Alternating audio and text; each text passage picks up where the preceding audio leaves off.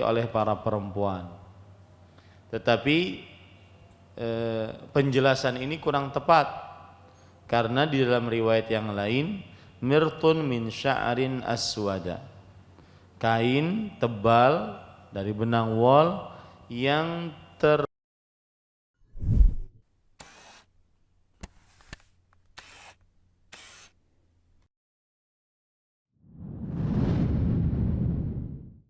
Assalamualaikum warahmatullahi wabarakatuh. Bismillahirrahmanirrahim. Innal hamdalillah nahmaduhu wa nasta'inuhu wa nastaghfiruh wa na'udzu billahi min shururi anfusina wa sayyiati a'malina. Man yahdihillahu fala mudilla lahu wa man yudlil fala hadiya lahu. Wa asyhadu an la ilaha illallah wahdahu la syarika lahu wa asyhadu anna Muhammadan abduhu wa rasuluh. Ya ayyuhalladzina amanu taqullaha haqqa tuqatih wa la tamutunna illa wa antum muslimun. Ya ayyuhan nasu taqu rabbakumul ladzi khalaqakum min nafsin wahidah wa khalaqa minha zawjaha wa batha minhuma rijalan katsiran wa nisaa'a. واتقوا الله الذي تساءلون به والأرحام إن الله كان عليكم رقيبا. يا أيها الذين آمنوا اتقوا الله وقولوا قولا سديدا يصلح لكم أعمالكم ويغفر لكم ذنوبكم ومن يطع الله ورسوله فقد فاز فوزا عظيما. أما بعد فإن أصدق الحديث كتاب الله وأحسن الهدي هدي محمد صلى الله عليه وعلى آله وسلم وشر الأمور محدثاتها وكل محدثة بدعة وكل بدعة ضلالة وكل ضلالة في النار. Alhamdulillah, kita bersyukur pada Allah Subhanahu wa taala pada hari ini, hari Senin malam Selasa, hari yang ke-7 dari bulan Dzulqa'dah 1443 Hijriah, kita dimudahkan oleh Allah Subhanahu wa taala untuk duduk bersama kembali membaca kitab Umdatul Ahkam min kalami khairil anam fima ittafaqa alaihi al-Bukhari wa Muslim, yang ditulis oleh Al-Hafidh Abdul Ghani bin Abdul Wahid Al-Maqdisi rahimahullah. Salawat dan salam semoga selalu Allah berikan kepada Nabi kita Muhammad sallallahu alaihi wa ala alihi wasallam, pada keluarga beliau, para sahabat, serta orang-orang yang mengikuti beliau sampai hari kiamat kelak. Dengan nama-nama Allah yang husna dan sifat-sifat yang ulia, kita berdoa, Allahumma inna nas'aluka ilman nafi'an wa rizqan tayyiban wa amalan mutaqabbala, Allahumma amin. Ahibati fillah, afanillah wa iyyakum, jamaah Masjid Al-Faruq yang saya cintai karena Allah, semoga Allah Subhanahu wa taala selalu memberikan afiat kepada kita di dunia dan di akhirat. Pada kesempatan kali ini kita membaca hadis yang ke-51. Masih kita di dalam bab yang dalam kitab yang kedua, yaitu Kitabus Shalah, dan bab yang ke-8 Mawaqitus Shalah, waktu-waktu salat. An Aisyah radhiyallahu anha qalat laqad kana Rasulullah sallallahu alaihi wa ala alihi wasallam yusalli al-fajr فيشهد معه نساء من المؤمنات متلفعات بمروطهن ثم يرجعن إلى بيوتهن ما يعرفهن أحد من الغلس. Aisyah radhiyallahu anha menuturkan bahwa Rasulullah sallallahu alaihi wasallam mengerjakan salat subuh.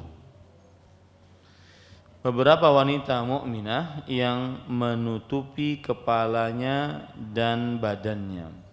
Yang dimaksud dengan menutupi kepalanya dan badannya adalah membungkusnya dengan kain. Menutupi kepalanya dalam bahasa hadisnya di situ mutalaffi'at, yaitu mutajallilat mutalaffifat, yaitu menutupinya dengan kain kepala dan badannya. Dengan kain. Di sini disebutkan hanya kain terjemahannya. Kalau kita lihat buku hadisnya bimurutihinna. Murut jamak daripada mird, yang artinya dia adalah kain yang bergaris.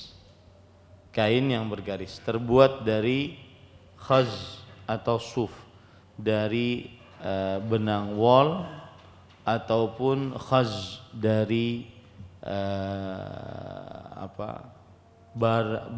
bahan yang tebal. Ada yang mengatakan bahwasanya kain yang dimaksud di sini adalah tidak dinamakan mird kecuali berwarna hijau, dan tidak dipakai kain tersebut kecuali oleh para perempuan. Tetapi penjelasan ini kurang tepat, karena di dalam riwayat yang lain mirtun min sya'rin aswada, kain tebal dari benang wol yang terbuat dari benang wol yang berwarna hitam, yang terbuat dari benang wol yang berwarna hitam. Nah, ini menunjukkan bahwasanya kainnya berwarna hitam, ya. Dengan kain hadir bersama beliau. Maksudnya hadir bersama Nabi Muhammad SAW adalah ikut sholat subuh. Mereka lantas kembali ke rumah, dan tak seorang pun yang mengenali mereka karena keadaan masih gelap. Ini menunjukkan keadaan masih gelap, maksudnya adalah yaitu keadaan malam, akhir malamnya masih gelap. Ya, dahulu kan tidak ada listrik, ya. Kalau sudah terbenam matahari, maka yang bisa dijadikan cahaya hanya bulan. Kalau seandainya tidak dinyalakan lampu, maka tidak ada pencahayaan. Nah, itu yang dimaksud dengan tidak seorang pun yang mengenali mereka karena masih gelap. Gelap ini maksudnya adalah zulmatu akhiril lail, kegelapan pada akhir malam. Idza ikhtalatat bi dhau'is sabah, kalau dia bercampur dengan cahaya pagi. Nah, ini menunjukkan bahwasanya mereka langsung pulang, ya, mereka langsung pulang.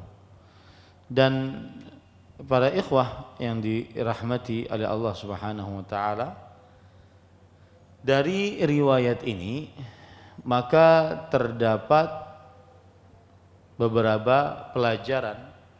Yang pertama yaitu menyegerakan sholat subuh di awal waktu, karena para sahabiyat, wanita-wanita beriman itu setelah sholat subuh langsung pulang dalam keadaan masih gelap.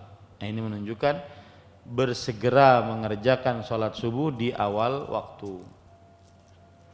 Kemudian yang kedua adalah menunjukkan bahwa perempuan boleh hadir untuk sholat subuh berjamaah, tapi dengan syarat terjaga dari fitnah. Jangan sampai menimbulkan godaan.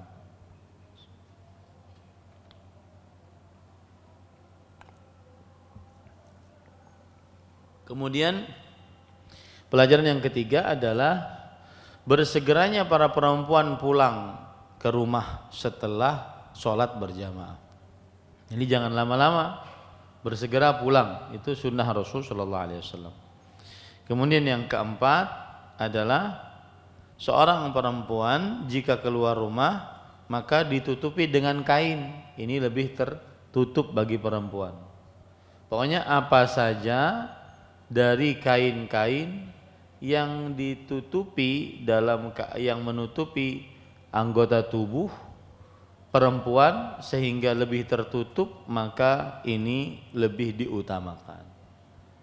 Ya, jadi perempuan kan pakai jilbab, kemudian pakai gamis, kemudian ditambah lagi kain yang menutupinya, itu lebih tertutup. Semakin tertutup, semakin utama bagi perempuan. Semakin tertutup, semakin utama bagi perempuan. Nah, ini beberapa pelajaran dari hadis ini. Baik. Kita lanjut kepada hadis yang selanjutnya. Dan untuk biografi perawi yang meriwayatkan hadis ini saya sudah sebutkan pada nomor ke-13, nomor 3, hadis nomor 3.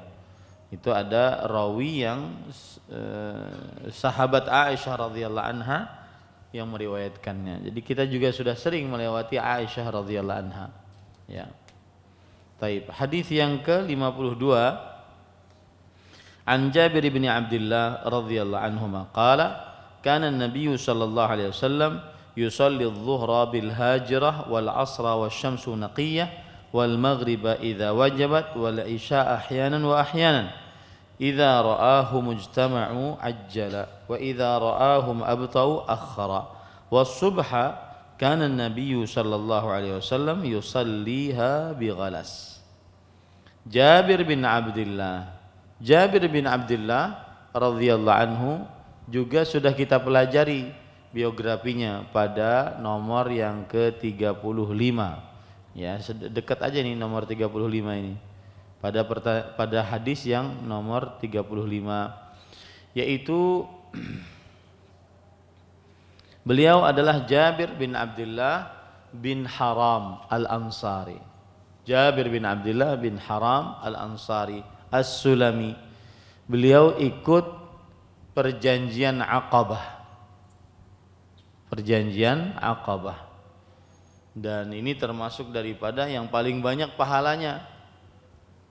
Penduduk kota Madinah akhirnya masuk Islam gara-gara ada orang yang berbaiat pada baiat Aqabah. Aqabah itu ada dua, yaitu yang pertama ada yang mengatakan 6 sampai 8 orang, mereka yang mengadakan perjanjian Aqabah. Lalu setelah itu pulang mereka ke Madinah. Lalu setelah itu mereka menyebarkan Islam. Lalu tahun depannya kembali lagi bertemu dengan Rasulullah sallallahu alaihi wasallam mengadakan perjanjian Aqabah yang pertama, yang kedua, ya, baru setelah itu semakin banyak kaum muslimin yang masuk dalam agama Islam. Jadi termasuk daripada yang ikut perjanjian Aqabah yang pertama adalah Jabir bin Abdullah ini. Jadi beliau ini pembuka kunci dengan hikmah dan takdir Allah masuknya Islam penduduk kota Madinah. Yang akhirnya Nabi Muhammad SAW nanti berhijrah ke sana, kemudian para sahabat akhirnya berhijrah ke sana, akhirnya kota Madinah menjadi ibu kota negara Islam dan seterusnya. Akibat yang 6-8 orang ini masuk Islam. Jadi jangan remehkan kadang-kadang yang sedikit-sedikit. Ya, jangan remehkan. Mungkin dari yang sedikit itu akan keluar, kita tidak tahu kapan keluarnya, kapan Allah memudahkannya. Yang sedikit itu mungkin yang menjadi bukit nanti. Jabir bin Abdullah beliau mengikuti perjanjian Aqabah. Kemudian beliau berperang bersama Rasul sallallahu alaihi wasallam, seluruh peperangan beliau ikut bersama Rasul sallallahu alaihi wasallam kecuali perang Badar dan perang Uhud. Karena waktu itu dilarang oleh bapaknya agar menjaga saudari-saudari perempuannya. Lalu ketika bapaknya meninggal dunia di peperangan Uhud, yaitu Abdullah bin Haram, maka beliau kemudian menikahi janda. Untuk apa? Untuk merawat siapa? Adik-adiknya yang perempuan. Setelah itu beliau tidak pernah tidak ikut perang bersama Rasulullah sallallahu alaihi wasallam. Nah, ini ya khilaf di antara para ulama, mana yang lebih utama menikahi perawan atau janda. Yang jelas boleh menikahi janda. Ya, asalkan ada maslahat di sana. menikahi, misalkan lelakinya perjaka menikahi janda, boleh saja, asalkan ada maslahat. Dan yang lebih diutamakan dalam menikahi perawan. Nah.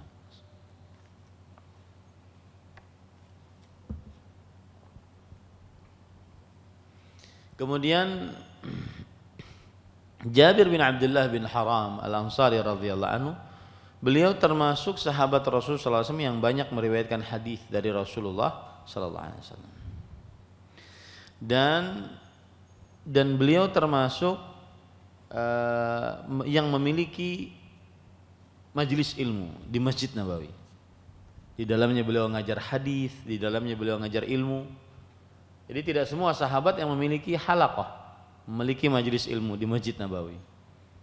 Nah, ini termasuk yang memiliki majelis ilmu adalah Jabir bin Abdullah bin Haram Al-Ansari. Dan beliau wafat di kota Madinah pada tahun 74 Hijriah. Pada tahun 74 Hijriah. Itu biografi yang sebagaimana sudah saya sebutkan, bahwa biografi dari Jabir bin Abdullah ada pada hadis yang ke 34 tadi. Baik. Sekarang kita masuk. Jabir bin Abdullah radhiyallahu anhu menuturkan bahwa Nabi Muhammad SAW salat zuhur di tengah hari yang terik. Zuhur dinamakan zuhur karena zahiru wastan nahar, yaitu nampak di pertengahan siang. Zuhur itu kan dari kata-kata lahir, ya, lahiriyah. Lahir itu dari kata-kata zahir. Zahir sampai ke Indonesia menjadi lahir, artinya yang terlihat jelas. Makanya mengapa zuhur, sholat zuhur dinamakan zuhur? Karena waktunya terlihat jelas di tengah hari. Bahwa Nabi Muhammad SAW mengajarkan sholat zuhur di tengah hari yang terik. Al-hajirah di sini terjemahkan dengan yang terik. Para ikhwan yang dirahmati oleh Allah Subhanahu wa taala, kenapa disebut dengan terik itu hajirah? Karena terik artinya dalam bahasa Arab meninggalkan. Karena orang-orang pada saat itu meninggalkan pekerjaannya saking panasnya. Menunjukkan bahwa waktu zuhur adalah pas lagi panas-panasnya. Nah, di dalam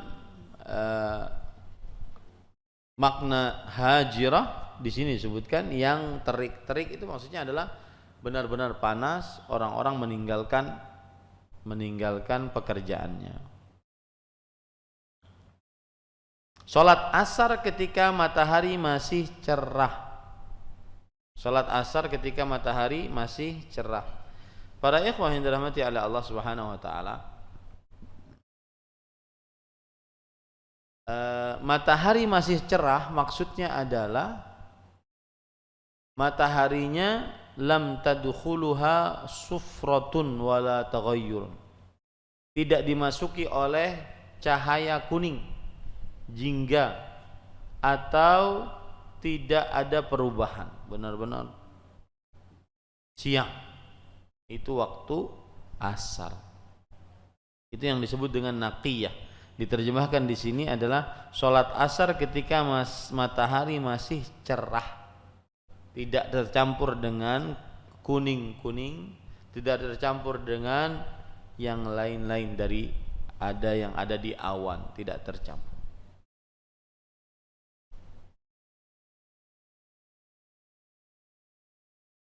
Salat maghrib ketika matahari tenggelam. Ketika matahari tenggelam. Kenapa disebut dengan maghrib? Maghrib adalah waktu salat maghrib, ya. Dan disebut dengan maghrib karena terbenamnya di maghrib, di gharb. Gharb itu artinya barat. Gharb itu artinya barat. Nah, makanya disebut dengan maghrib. Matahari terbenam pada maghrib, yaitu pada arah barat. Dan mengerjakan sholat isya dengan tidak menentu waktunya. tidak menentu waktunya, maksudnya adalah kadang di awal, kadang di pertengahan, kadang di akhir, tidak menentu waktunya. Jika beliau melihat orang-orang telah berkumpul, maka beliau menyegerakan sholat isya. Kalau orang-orang sudah terkumpul, maka lebih baik disegerakan dan mengerjakan sholat isya. Dan jika beliau melihat mereka terlambat, tidak berkumpul, maka beliau mengakhirkannya. Ya, mengakhirkannya. Sedangkan sholat subuh Nabi Muhammad SAW mengerjakannya ketika keadaan masih gelap, sebagaimana sudah kita sebutkan tadi. Taib, pelajaran dari hadis ini adalah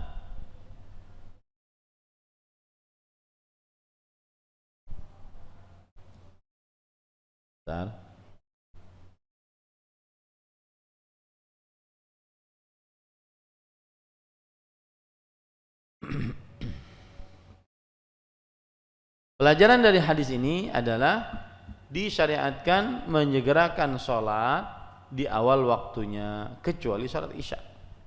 Nah, menyegerakan sholat di awal waktunya kecuali sholat isya. Bagaimana menyegerakannya? Sholat zuhur dikerjakan saat matahari tergelincir ke arah barat. Ya, segera tergelincir ke arah barat, segera itu kerjakan sholat zuhur. Sholat asar dikerjakan sebelum berubah cahaya putih matahari. Sebelum berubah cahaya putih matahari. Sholat maghrib segera dikerjakan saat terbenam matahari. Sholat subuh di awal waktu adalah ketika masih gelap. Sholat isya memperhatikan keadaan kaum muslimin yang hadir berjamaah. Jika mereka sudah terkumpul, maka disegerakan sholat isyanya. Jika mereka masih belum terkumpul, masih ada yang malas-malasan, maka dikerjakan atau diakhirkan sholat isyanya. Nah ini Pak. Kemudian setelah itu lanjutan dari hadis ke-52 yaitu 53.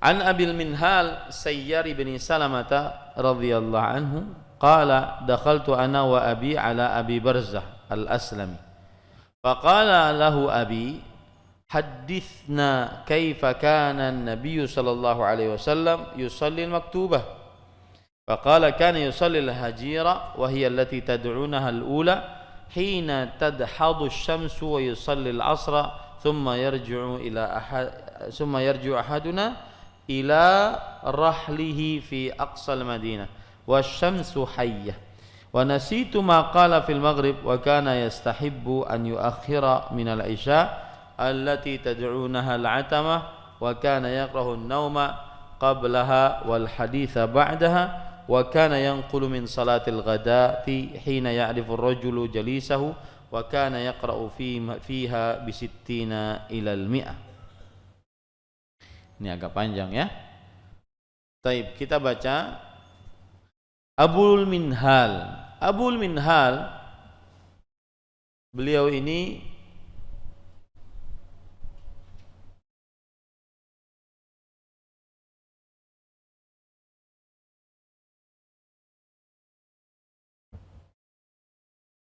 namanya Sayyar bin Salamah Ar-Riyahi Al-Basri.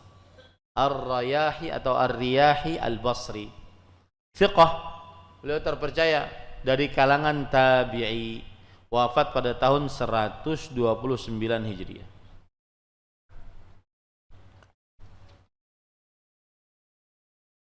Wafat pada tahun 129 Hijriah. Abu Minhal Sayyar bin Salamah menuturkan bahwa dirinya dan bapaknya Abul Minhal siapa? Abul Minhal Sayyar bin Salamah. Bapaknya Abul Minhal siapa? Salamah. Bapaknya Abul Minhal adalah Salamah. Menemui Abu Barzah al-Aslami. Abu Barzah al-Aslami namanya adalah Nadlah bin Ubaid. Nadlah bin Ubaid al-Aslami. Beliau masuk Islam kemudian mengikuti peperangan Khaybar tahun ke-7 Hijriah dan menaklukkan kota Mekah tahun ke-8 Hijriah dan ikut memerangi kota Taif.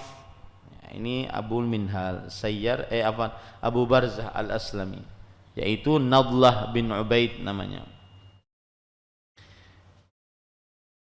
Bapaknya menemui Abu Barzah al-Aslami. Bapak Abu Minhal lantas bertanya kepada Abu Barzah, ceritakanlah kepadaku tentang bagaimana Nabi Muhammad SAW mengerjakan sholat wajib.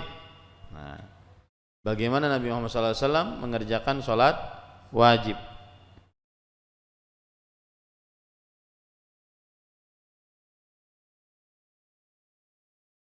Sholat wajib istilahnya sholat fardu, itu sama. Sholat wajib dengan sholat fardu sama istilahnya. Kemudian hadis ini terdapat pelajaran. Kata Al-Hafidz Ibnu Hajar Al-Asqalani rahimahullah, wastudilla bihi ala anna al-witra laisa minal maktubah likauni Abi Barzah lam yadhkurhu wa fihi bahth. Dan para ulama berdalil dengan hadis ini bahwa sholat witir bukan sholat yang wajib. Kenapa? Karena kan dalam hadis ini cuma sholat 5 waktu, tidak ada sholat lain selain itu. Maka kata Al-Hafidz Ibnu Hajar, diambilkan dalil dengan hadis ini bahwa salat witir bukan salat wajib, ya.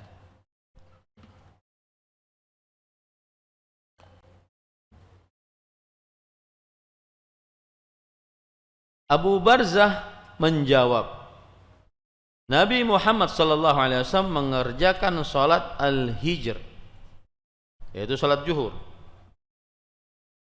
yang kalian sebut sebagai salat yang pertama ketika matahari telah bergeser. Kalian sebut salat zuhur itu adalah salat yang pertama ketika matahari telah bergeser, maksudnya dari ke barat, ya. Dan dia adalah awal salat siang, yaitu salat zuhur.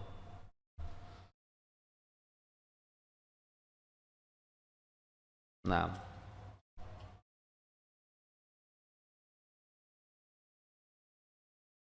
lalu para ikhwan yang dirahmati oleh Allah Subhanahu wa taala,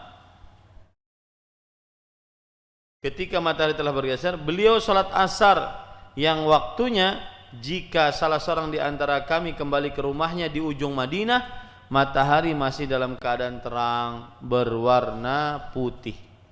Ini menunjukkan bahwasanya waktu salat asar benar-benar dikerjakan di awal waktu, karena Rasulullah SAW sholat bersama para sahabatnya dan para sahabatnya pulang ke ujung kota Madinah dan masih melihat matahari dalam keadaan sangat terang.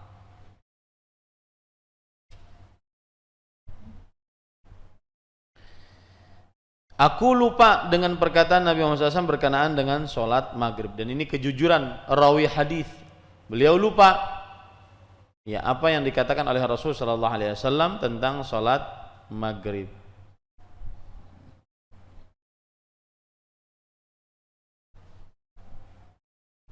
Nabi sallallahu alaihi wasallam senang mengakhirkan salat isya yang kalian sebut sebagai salatul atamah.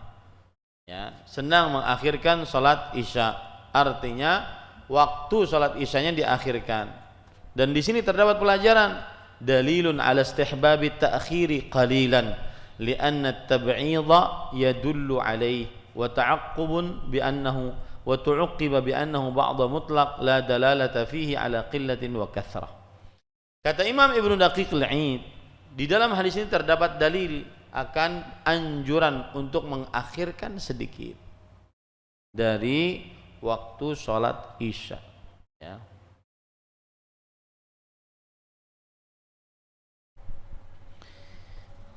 Lalu setelah itu Nabi Muhammad SAW senang mengakhirkan sholat isya yang kalian sebut sebagai sholatul atamah. Beliau membenci tidur sebelum sholat isya. Nah ini, ya, tidur sebelum sholat isya dibenci, dihadangi aja, habis isya langsung tidur nanti. Kemudian berbincang-bincang sesudahnya. Ya, duduk-duduk di kafe, ini kan sudah rame ya. Berbincang-bincang sesudahnya. Beliau selesai sholat subuh ketika seseorang sudah bisa mengenali teman duduknya.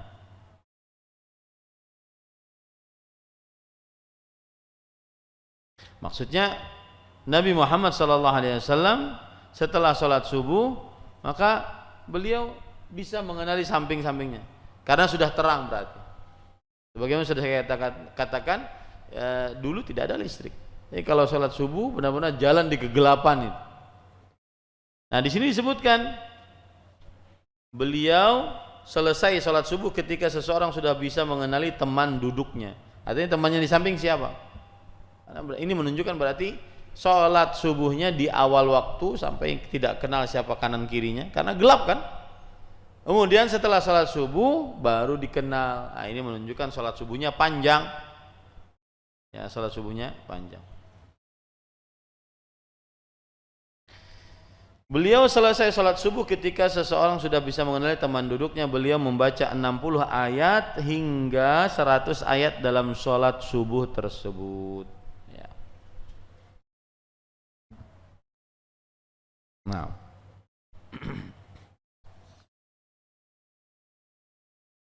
tapi pelajaran yang kita bisa ambil dari hadis ini pada ikhwah yang dirahmati oleh Allah Subhanahu wa taala, hadis yang ke-53 dari Abul Al-Minhal. Ya. Pelajarannya adalah kegigihan para sahabat Nabi untuk mengetahui sunnah agar bisa mengikutinya. Kegigihan para sahabat Nabi untuk mengetahui sunnah agar bisa mengikutinya.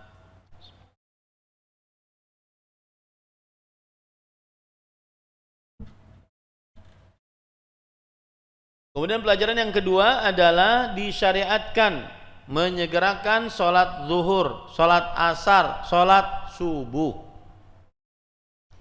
Yang ketiga disyariatkan mengakhirkan sholat isya.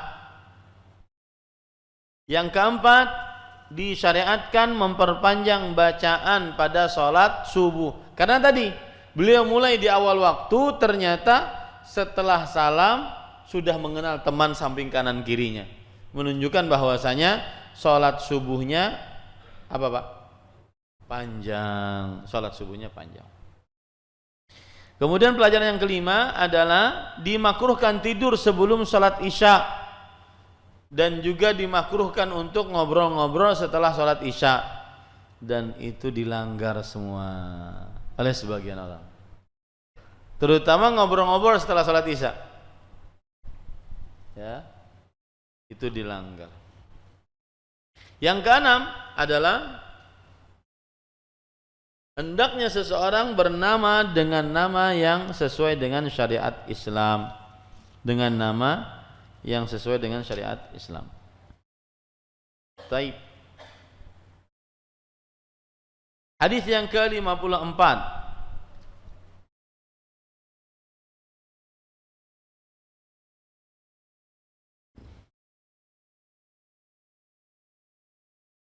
Oh, sebelum hadis yang ke-54, sebentar.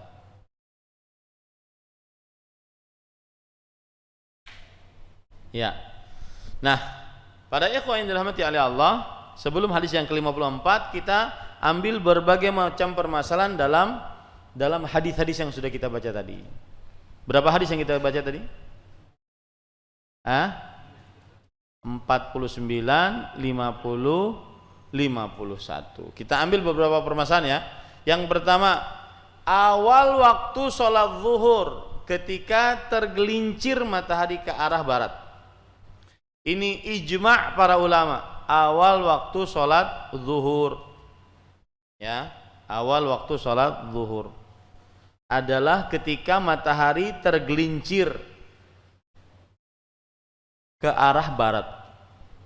Yang kedua, bagaimana kita mengetahui tentang tergelincirnya matahari? Ya, bagaimana kita mengetahui tentang tergelincirnya matahari? Biasanya bagaimana? diandaki lidi tongkat. Ya. Coba kita baca perkataan para ulama ya. Imam Ibnul Munzir berkata, "Idza arada ar-rajulu ma'rifata az-zawal fi kulli waqtin wa kulli baladin falyansib 'udan mustawiyan." Jika seseorang ingin mengetahui tergelincirnya matahari di setiap waktu, setiap tempat, maka hendaklah dia menancapkan tongkat yang rata, ya, fi mustawan minal ard, pada dataran dari tanah, qabla zawali syams, sebelum tergelincir matahari, sebelum waktu zuhur. Fa inna dhilla yataqallasu ilal 'ud. Nanti bayangannya ini kan apa namanya sih? Tongkatnya. Kan kalau seandainya dari mana? Dari barat, anggap ini barat ya, di timur. Kalau dia dari timur memberikan cahayanya, ada bayangannya. Betul tidak? Ada bayangannya. Nah, kalau seandainya dia mulai tidak ada bayangannya, itu mau tergelincir. Ya. Fa idza zada ba'da tanaha nuqsani fadzalika az-zawal. Nah, kemudian setelah itu kan mataharinya datang. Sini bayangannya benar-benar kembali ke tongkatnya tadi. Kemudian berjalan, lalu setelah itu ketika sudah sampai di sini ada bayangannya. Nah, waktu itulah zawal. Nah, coba pian tuh di rumah masing-masing, ya, atau di atas loteng. Asalkan dia tongkat yang rata, jangan bengkok-bengkok. Nah, itulah awal waktu zuhur. Dan ini makna yang diajarkan oleh Abdullah bin Mubarak, Yahya bin Adam, Ishaq bin Rahawai, dan lain-lainnya dari para sahabat, para ulama rahimahumullah ta'ala. Itu adalah perkataan Imam Ibnul Munzir. Sekarang kita baca perkataan Ibnu Qudamah Al-Maqdisi, ulama Islam bermadzhab Hambali. Beliau mengatakan makna zawali syams mailuha an kabidis sama. Makna tergelincirnya matahari adalah condongnya matahari ke arah langit. Ke arah langit. Wa yu'rafu dzalika bi tuli dhilli syakhs ba'da tanahi qasrihi. Dan itu diketahui dengan panjangnya panjangnya bayangannya. Ya, setelah dia memendek. Faman arada ma'rifata dzalik, siapa yang ingin mengetahui tergelincirnya matahari, faliqaddir dhilla syams, maka hendaklah dia perhatikan naungan dari tongkat tersebut. Tsumma yasbiru qalilan, lalu dia sabar. Tsumma yuqaddiru tsaniyan, lalu dia mengukur pada waktu yang kedua. Fa in kana dunal awwal falam tazul wa in zada lam yanqus. Kalau seandainya sebelum dari bayangan yang pertama, maka ini berarti belum tergelincir. Jika bertambah dari bayangan, ya, setelah dia bergelincir, maka ini berarti tergelincir mataharinya, gitu ya. Yang jelas letakkan nih. Nah, kemudian matahari dari timur akan memberikan bayangan. Kemudian semakin ke barat, maka bayangannya akan semakin tetap. Kemudian ketika sudah tergelincir, bayangannya kemudian ke arah timur, dari barat ke timur. Nah, itu permasalahan yang ketiga, bagaimana cara mengetahui tergelincirnya matahari. Sekarang permasalahan selanjutnya yang keempat, bagaimana atau kapan akhir waktu sholat zuhur. Nah, ini dia. Kapan akhir waktu sholat zuhur? Yang kita kuatkan pendapatnya adalah pendapat yang pertama. Akhir waktu sholat zuhur adalah jika bayangan sesuatu semisal dengan bendanya. Jika bayangan sesuatu semisal dengan bendanya. Kan tergelincir ke arah barat nih. Arah barat itu di mana sana ya? Nah, tergelincir arah barat. Nah, bayangannya itu ya sejajar sama dengan barangnya. Itulah akhir waktu sholat apa? Sholat zuhur.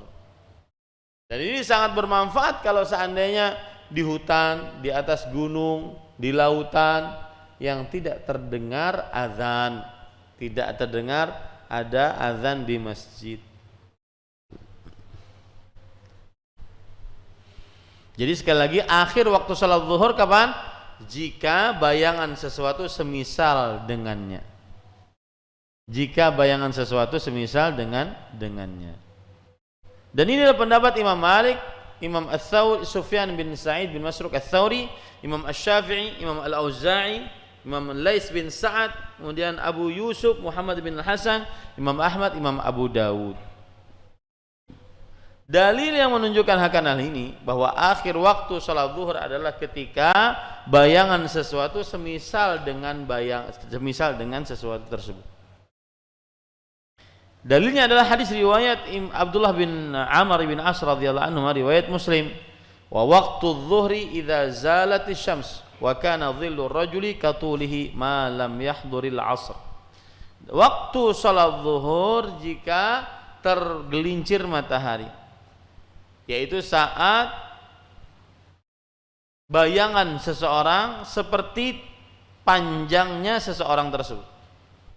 Saat bayangan seseorang seperti panjangnya seseorang tersebut, selama belum masuk waktu sholat asar.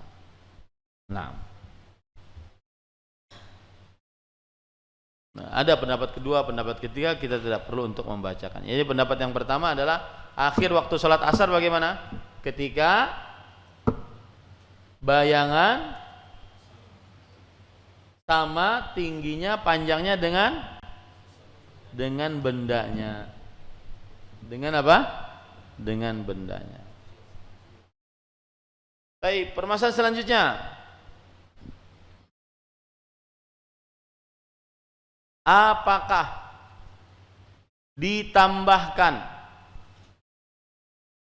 bayangan sesuatu?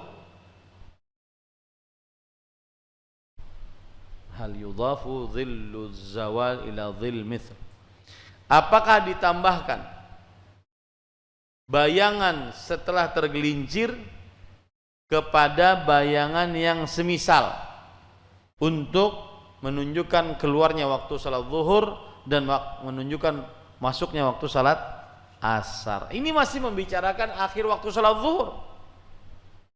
Nah, kita katakan tadi apa? Akhir waktu salat zuhur ketika bayangan sama dengan bendanya. Ya.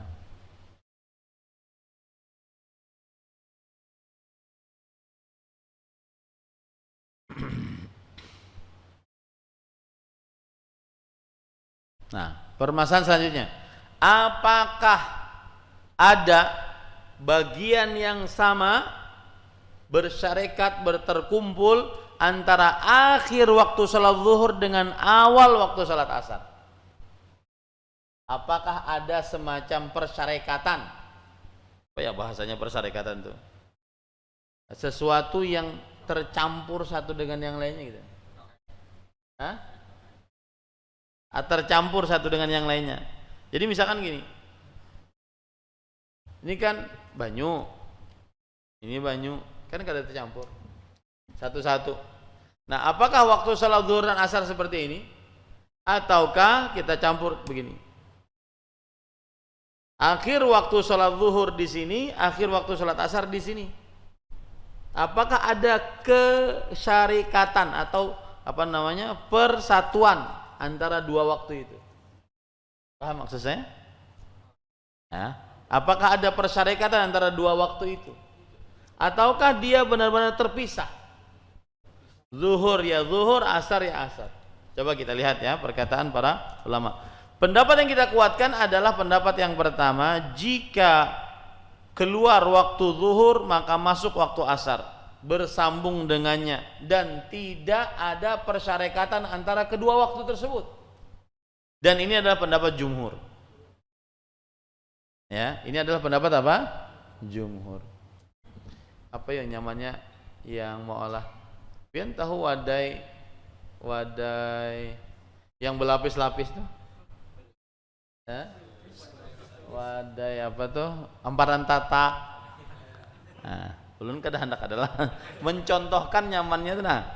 Lah amparan tatak loh. Nah, itu kan ada qadrun mustarak, ada sesuatu yang bersamaan, tercampur gitu nah. Nah, apakah antara waktu akhir sholat zuhur dengan awal waktu sholat asar itu bercampurnya ataukah benar-benar berbeda? Paham nggak? Nah, ini nanti di praktek di lapangan beda. Ujar yang berpendapat, iya ada qadrun mustarak, ada sama bercampur. Aku hendak sholat asar. Ujar yang mengatakan sama, ada bercampur. Ujar yang mengatakan kada bercampur, belum masuk waktu asar lagi. Ujar yang mengatakan bercampur, kada sudah akhir waktu sholat zuhur, itu bang awal waktu sholat asar. Campur, karena campur gitu. Paham lah maksudnya? Nah itu. Maka pendapat yang kita kuatkan tidak tercampur, tidak ada qadrun mustarak, tidak ada kadar yang bercampur. Akhir waktu salat zuhur ya itulah ya akhir waktu salat zuhur, awal waktu salat asar, awal waktu salat asar. Tidak ada percampuran. Nah ini para ikhwan, sampai segitu-gitunya para ulama berpikir ya, itu pasti ada masalah di dalamnya. Entah misalkan ada orang ketiduran, ketiduran dan bangun pas azan asar. Bangun pas azan apa? Asar. Ujar sidin, oh masih ada waktu lagi. Meskipun azan asar masih ada waktu zuhur. Kada salah aku, masih ada waktu lagi. Kenapa? Karena azan itu menurut pendapat yang kedua adalah waktu campuran. Kalau menurut yang pendapat yang pertama apa? Beda.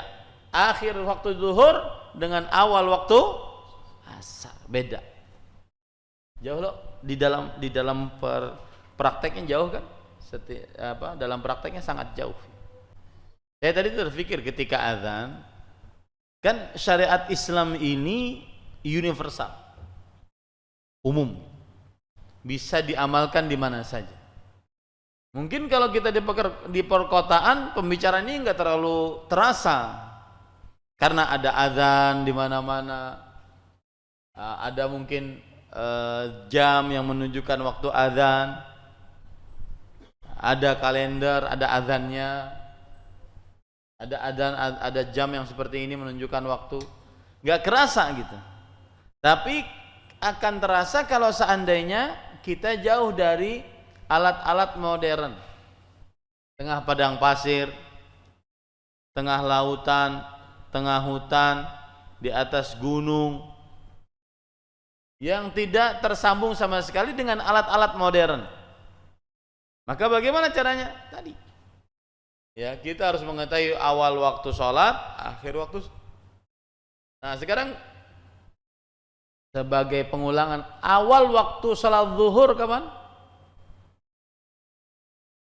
Ketika tergelincir matahari. Baik, bagaimana cara mengetahui tergelincirnya matahari? Kalau bayangan ke arah mana? Ke arah timur dong. Ke arah timur. Ya. Nah, ini penting untuk diketahui.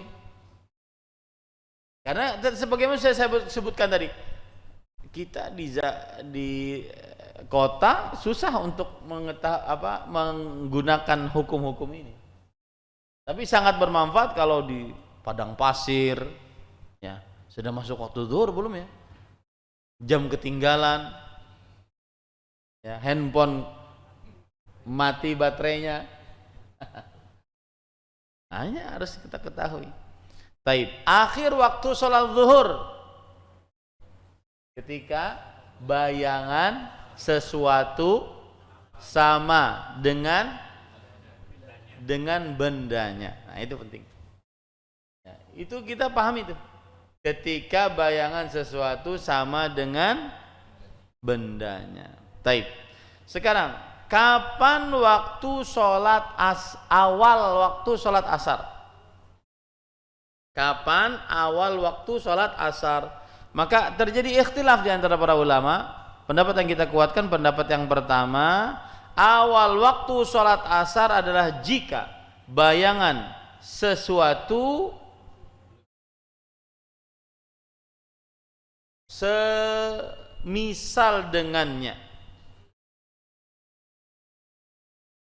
Jika bayangan sesuatu semisal dengannya. Akhir waktu sholat zuhur apa tadi? Sama. Ya. Jika bayangan sesuatu semisal dengannya. Ini pendapat jumhur. Ini pendapat apa? Jumhur. Jadi seperti yang kita ungkapkan tadi, akhir waktu sholat zuhur, awal waktu sholat asar. Tapi tidak ada qadrun mustarak. Enggak ada bersyarekat gitu. Paham ya? Akhir waktu salat zuhur, awal waktu salat asar. Nah, itu dia. Baik.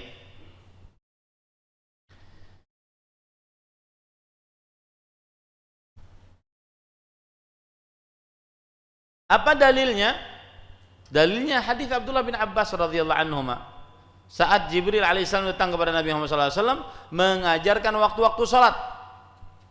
Ya, itu dalilnya. Wa atau hina kana dhillu mithlu syakhsihi. Dan Jibril alaihissalam datang kepada Rasul sallallahu alaihi wasallam ketika bayangan semisal dengan bendanya. Semisal dengan bendanya. Nah, ini menunjukkan awal waktu sholat apa? Asar. Awal waktu sholat asar. Dan itu juga akhir waktu sholat zuhur. Tapi ada qadar mustarak nggak? Ada kadar yang sama nggak? Enggak. Terpisah pokoknya. Terpisah. Ya, taib. Kemudian pelajaran selanjutnya, kapan akhir waktu sholat asar? Nah, kapan akhir waktu sholat asar? Maka jawabannya adalah akhir waktu sholat asar selama belum menguning matahari, masih terang, belum menguning, malam tasfaris syams, belum menguning. Dan ini adalah pendapatnya Abu Thawr, Abu Muhammad dan Muhammad, kemudian Al-Auza'i dan juga riwayat Imam Ahmad. Dan ini sesuai dengan hadis riwayat Muslim dari Abdullah bin Amr bin As radhiyallahu anhuma, wa waqtu salatil asri ma lam tasfar asy-syams. Waktu salat asar selama belum matahari menguning. Ada pendapat-pendapat yang lain perlu disebutkan tidak? Perlu ya? Pendapat yang lain akhir waktu salat asar adalah ketika bayangan sesuatu 2 kali lipat.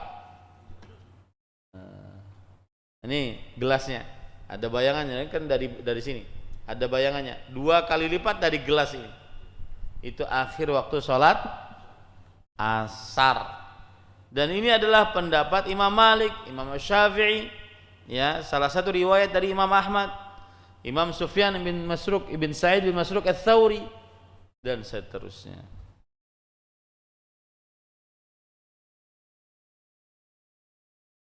Ada pendapat yang ketiga, akhir waktu salat asar adalah sebelum terbenam matahari, saat seseorang masih bisa mengerjakan 1 rakaat. Sebelum terbenam matahari bisa mengerjakan 1 rakaat, itu akhir waktu salat asar. Dan itu adalah pendapat dari kaum zahiri, kaum yang hanya berdasarkan lahiriah hadis, tekstual sekali. Ya, tekstual sekali. Nah, ini para ikhwah. Karena berbunyi begini, man adraka raka'atan min asr qabla an taghruba syams faqad adraka al-'asr. Siapa yang mendapati satu rakaat sebelum matahari terbenam, maka sungguh dia telah mendapati sholat asar. Nah, makanya kaum zahiri berpendapat bahwasanya akhir waktu sholat asar adalah satu rakaat sebelum terbenam matahari, sebelum maghrib.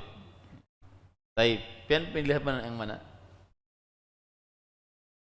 Kalau pendapat pertama yang kita kuatkan apa tadi? Sampai menguning. Nah, itu dia. Berdasarkan hadis riwayat Muslim. Lanjut. Awal waktu maghrib. Awal waktu maghrib. Maka ini ijma' para ulama. Tidak terjadi perbedaan pendapat antara para ulama. Di antaranya yang menukil ijma' Imam Ibnul Munzir. Wa ajma'u anna salatal maghrib tajibu idza gharabatis syams. Dan para ulama bersepakat bahwa salat maghrib wajib kalau sudah terbenam matahari. Kalau sudah terbenam matahari, itu awal waktu salat maghrib. Jadi kalau seandainya pian di atas pesawat gugur lah di dalam pesawat. Kemudian safarnya pas maghrib. Pas terbenam, maka itu waktu salat duhur. Salat maghrib. Dan itu waktu berbuka. Ya.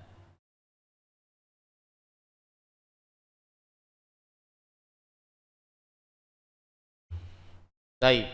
Sekarang kapan akhir waktu salat maghrib? Nah, ya. Nah, masih banyak lagi, subhanallah. Nah, kapan akhir waktu salat maghrib? Maka jawabannya adalah pendapat yang pertama, akhir waktu salat maghrib maghribus syafaq, hilangnya syafaq. Syafaq itu apa? Warna kuning. Hilangnya waktu syafaq, hilangnya syafaq. Itu syafaq adalah warna kuning. Dan ini adalah pendapat Imam Abu Hanifah, Imam Ahmad, Imam Abu Daud, dan ulama-ulama madhab Syafi'i sebagian. Dan ini pendapat yang kita kuatkan. Ya. Dan dalilnya hadis riwayat Muslim, Abdullah bin Amr, wa waqtul maghribi ma lam yaghibi syafaq. Dan waktu salat maghrib selama belum terbenam apa? Warna kuning. Jingga apa kuning? Syafaq. Syafaq itu bahasa Indonesianya apa? Syafaq.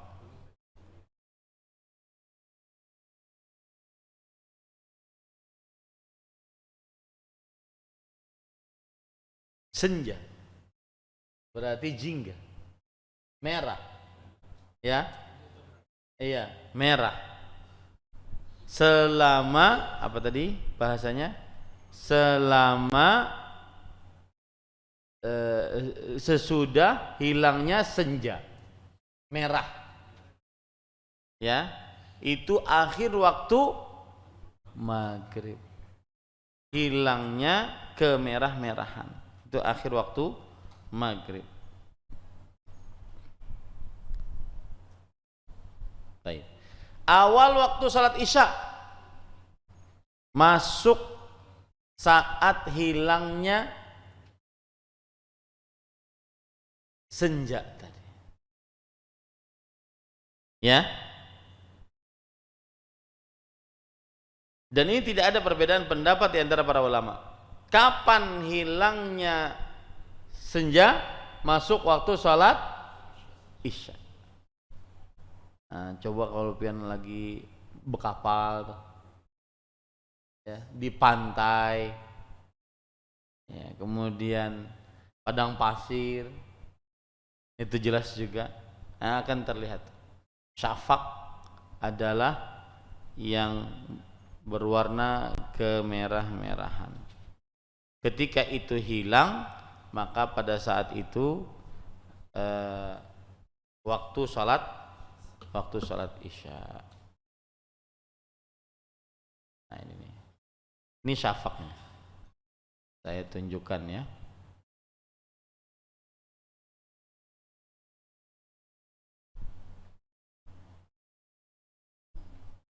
Biar kita menggunakan teknologi yang tidak pernah digunakan orang-orang sebelum kita.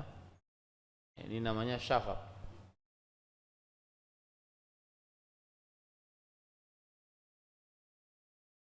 Kapan hilang ini? Masuk waktu salat Isya. Ya. Ini namanya syafaq. Nah. Apa bahasa kita tuh, bahasa Indonesianya? Mega merah. Mega merah. Bahasa Sulawesi bilangnya.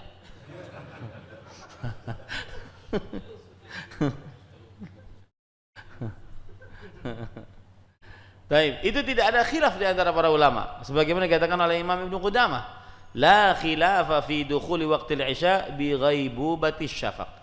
Tidak ada khilaf di masuknya waktu salat Isya dengan hilangnya syafaq. Hilangnya megah merah. Ya. Dengan bahasanya Daeng tadi. Oh iya. Dalil tegas sudah. Karena kau menyangkal kita. Ternyata di sini ada apa itu syafaq? Oleh para ulama, syafaq adalah al-humrah, megah merah bujur sini. Al-humrah. Ini pendapat jumhur, di antaranya Umar bin Khattab, Ali bin Abi Thalib, Abdullah bin Amr, Abdullah bin Abbas, Abu Hurairah, Ubadah bin Samit, Syaddad ibn Aus, dan yang lain-lainnya dari para tabi'in. Ya, asy-syafaq adalah al-humrah. Syafaq itu artinya adalah megah merah. Ya, kemerah-merahan itu. Itu namanya syafaq. Nah, kapan itu hilang? Maka masuk waktu salat Isya. Sekarang terakhir, akhir waktu salat Isya.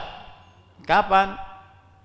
Akhir waktu salat Isya, ini ada berbagai macam pendapat. Pendapat yang pertama kita kuatkan, yaitu sampai pertengahan malam. Nah, pertengahan malam kalau kita lihat di sini, coba hitung lawan ulun lah.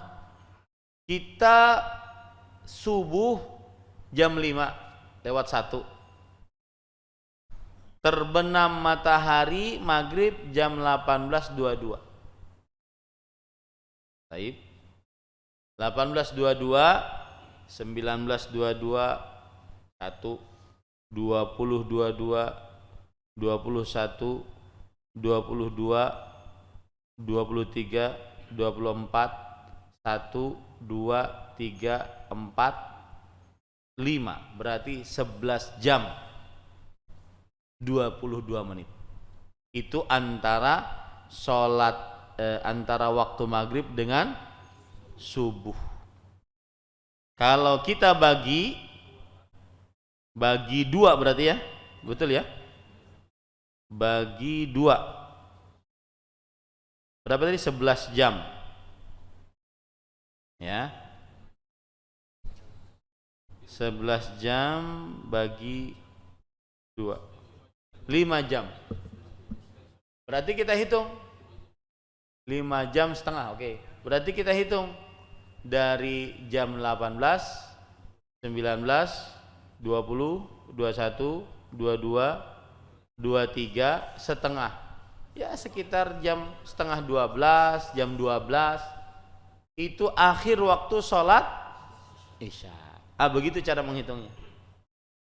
Kalau dibagi sepertiga, kita akan dapat nanti sepertiga malam pertama, sepertiga malam kedua, sepertiga malam terakhir. Begitu cara menghitung. Jadi jam 12 akhir waktu. Kalau sekarang ini kan waktunya berubah-ubah ya. Seperti itu cara menghitungnya. Akhir waktu salat Isya ila nisfil lail, dalam hadis riwayat Imam Muslim dari Abdullah bin Amr bin As radhiyallahu anhu. Wa waqtul Isya ila nisfil lail. Dan ini adalah pendapatnya Umar bin Khattab, kemudian pendapatnya Sufyan bin Sa'id bin Masruq ats-Tsauri, pendapatnya Imam Abdullah bin Mubarak, Ishaq bin Rawahawe, kemudian Abu Thawr, dan salah satu pendapat dari Imam Syafi'i. Salah satu. Berarti Imam Syafi'i punya dua pendapat. Ya. Adapun pendapat yang kedua, akhir waktu salat Isya adalah sampai sepertiga malam. Sampai sepertiga malam. Berarti pas subuh. Ya, sepertiga malam. Dan ini pendapatnya Imam Syafi'i, Imam Malik. Ya, wallahu alam, pendapat yang kita kuatkan adalah bukan sepertiga malam. Berarti jam berapa tuh? 11 kali bagi 3. Ya, betul tuh, betul. Pendapatnya Imam Malik, Imam Syafi'i. Sepertiga. Berarti jam 7, 20, 19, 20, 21, setengah 10. Jam 10, setengah 10 gitu. Ini menurut pendapat Imam Syafi'i, Imam Malik. Itu pendapat yang kedua. Pendapat yang ketiga sampai terbit fajar. Itu pendapatnya Imam Tawus, Imam Ikrimah, Imam Abu Daud, Imam Abdullah bin Abbas, Abu Hurairah. Ya, dan itu 3 pendapat. Dan kita menguatkan pendapat yang pertama sampai pertengahan malam karena saking kuatnya dalilnya. Rasulullah SAW bersabda, wa waktu sholat al-isya ila nisfil lailil awsat. Waktu salat Isya sampai pertengahan malam. Ada lagi pendapat yang keempat, Pak. Ya, pendapat yang keempat sampai 1/4 malam. Berarti bagi 4. Berarti berapa? 19, 20, 21, 22, 4 jam kalau lah. 4 jam. Ya, jam 10-an, jam 11-an. Setengah 11 seperti itulah. Nah, kita lanjutkan, kita pulang. Masih panjang sekalinya, waktunya banyak. Banyak permasalahan-permasalahan. Ada ulun sebutkan permasalahannya lah biar pian yang sampai guring. Yang pertama adalah jika sibuk dari sholat Isya sampai lewat pertengahan malam, maka apakah dia boleh sholat setelah tengah malam? 1. Awal waktu subuh, belum lagi kita pelajari. Kita mau zuhur tadi langsung, subuhnya belum lagi. Nah, kemudian yang kedua, subuh itu dilakukan pas gelap atau pas terang yang lebih utama. Ya. Ketiga, yang keempat, mana yang lebih afdal, salat zuhur diawalkan atau diakhirkan? Yang kelima, hukum mengawalkan salat asar. Selanjutnya, dianjurkan menyegerakan salat maghrib. Kemudian selanjutnya, apakah mengakhirkan sholat Isya kepada akhir waktunya lebih utama atau menyegerakannya lebih utama? Ya. Kemudian apa hukum tidur sebelum sholat Isya? Kemudian apa hukum ngobrol setelah sholat Isya? Nah, habis dah. Baru hadis selanjutnya. Mudah-mudahan Senin depan kita bisa kembali lagi untuk mempelajari kitab ini. Kapan batas waktu sholat asar? Apakah waktu matahari mulai menguning tetap boleh mengerjakannya? Ayo, akhir waktu sholat asar kapan tadi? Hah? Ketika matahari mulai menguning, ya, menguning. Maka betul ini. Apakah waktu matahari mulai menguning tetap boleh mengerjakannya? Jawabannya, kalau belum mengerjakan karena ketiduran, karena kelupaan, boleh. Tapi kalau seandainya belum mengerjakan karena malas, terjadi ikhtilaf di antara para ulama. Wallahu alam, saya lebih condong kepada pendapat tidak boleh. Tapi dia bertobat kepada Allah. Karena tidak boleh mengerjakan sholat di luar waktunya. Karena sholat adalah ibadah yang dikerjakan yang ada pada waktunya, ada awalnya, ada akhirnya. Karena zaman sekarang sudah ada jadwal waktu sholat, misal pada saat kita puasa, apakah batas akhir sahur saat azan subuh mengikuti jam dan menit yang sudah ditentukan, atau waktu muadzin azan? Karena kadang muadzin bisa telat 1 menit. Bujur juga sih, Din, hati-hati. Yalah. Maka seperti yang kita anggap tadi, sebenarnya hukum Islam itu hukumnya universal. Ya, kita melihat kalau seandainya sudah terbit fajar shadiq yang benar, maka tidak boleh lagi makan dan minum. Baik, di perkotaan saat kita susah untuk melihat terbit fajarnya, bagaimana? Maka pada saat itu waktu-waktu yang disebutkan melalui media sosial, melalui alat-alat yang sudah tertulis, maka itu dijadikan sebagai acuan. Baik, kalau azannya lebih terdahulu bagaimana? Maka pada saat itu, jika kita yakin lebih terdahulu, tidak boleh kita masih boleh kita minum. Tapi kalau seandainya memang kita belum yakin, maka asal hukumnya azan dikumandangkan saat apa? Masuk waktu subuh, berarti tetap tidak diperbolehkan. Dan saya lebih condong kepada pendapat wallahu alam, azan di sekitar kita yang kita tinggal di kota ini adalah waktu menunjukkan sholat subuh. Maka tidak boleh lagi untuk apa? Makan dan minum. Wallahu a'lam. Nah, ada yang bertanya? Nah.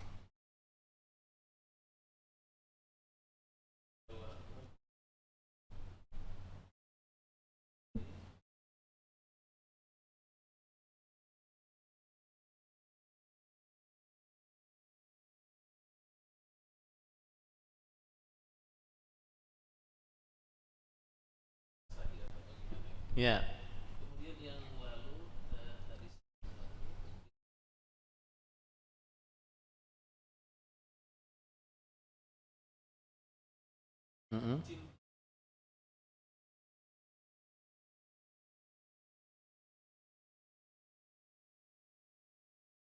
Ya.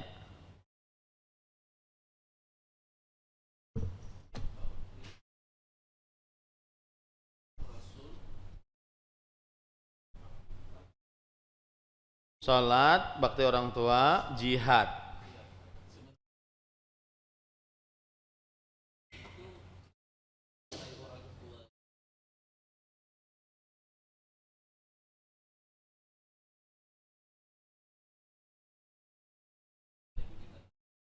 Ya, bagus pertanyaan. Bismillah, alhamdulillah. Tadi kita katakan tidak boleh ngobrol setelah salat isya. Ini ngobrol yang tidak bermanfaat. Adapun ngobrol suami istri, maka ini bermanfaat. Ngobrol dengan anak, maka bermanfaat. Itu tidak mengapa. Ya. Ada misalkan ngobrol untuk majelis ilmu, tidak mengapa. Ngobrol untuk mendamaikan dua orang yang sedang berseteru, tidak mengapa. Jika ada maslahatnya, tidak mengapa. Yang tidak boleh, tidak ada maslahatnya. Seperti yang sekarang jadi sebagian anak-anak muda, sekedar ngobrol aja, minum kopi secangkir 2 jam. Ya. Ulun kada tahu tuh perhitungan ekonominya bagaimana tuh. Yang punya warung kafe itu. ya kan? Minum kopi 1 cangkir 2 jam. Bujur yang hadir banyak. Lihat tuh, kafenya hibak. Tapi itu aja orangnya, sampai dari mulai buka sampai tutup itu aja orangnya. Pernah hitungan ekonominya kayak apa itu? Enggak ada paham juga tuh. Ya. Taib. Jadi yang ada maslahatnya, yang enggak ada maslahatnya tidak diperbolehkan. Taib. Kemudian kita katakan amalan yang paling utama adalah sholat pada waktunya, kemudian berbakti pada orang tua, kemudian berjihad. Nah, kita katakan kan berjihad itu lebih derajatnya, tingkatnya di bawah dibandingkan bakti orang tua. Kenapa?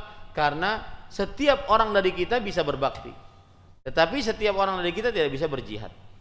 Nah, beliau bertanya, bukankah yang lebih mencintai anak, istri, kerabat, kemudian itu ada ancaman, fatarabbasu kata Allah, maka tunggulah.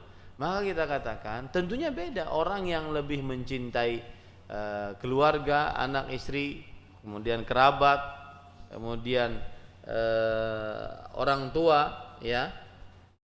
Ini adalah kecintaan yang melalaikan. Kecintaan yang melalaikan. Itu baru yang tercela. Itu yang mendapatkan ancaman dari Allah, fatarabbasu, tunggulah kalian. Nah, itu yang tercela. Adapun berbakti kepada orang tua lebih didahulukan dibandingkan berjihad karena di dalamnya terdapat perjuangan perasaan. Berapa banyak anak-anak yang tidak tahan, ya, untuk berbakti pada orang tua.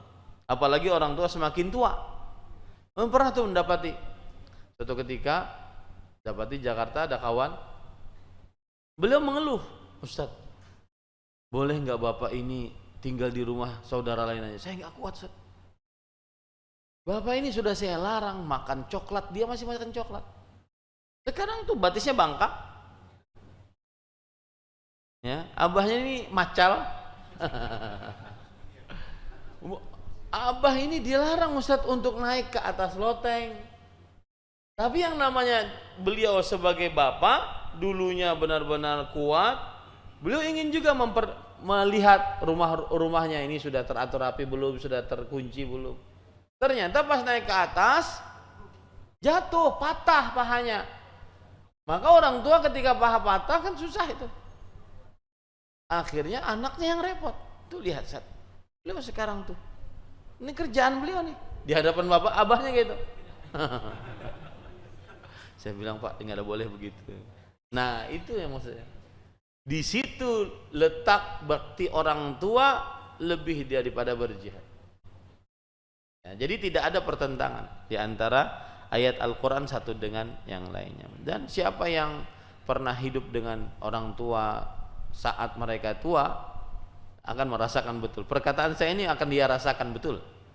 Ya, tidak sama dengan berbakti pada orang tua saat orang tua masih muda.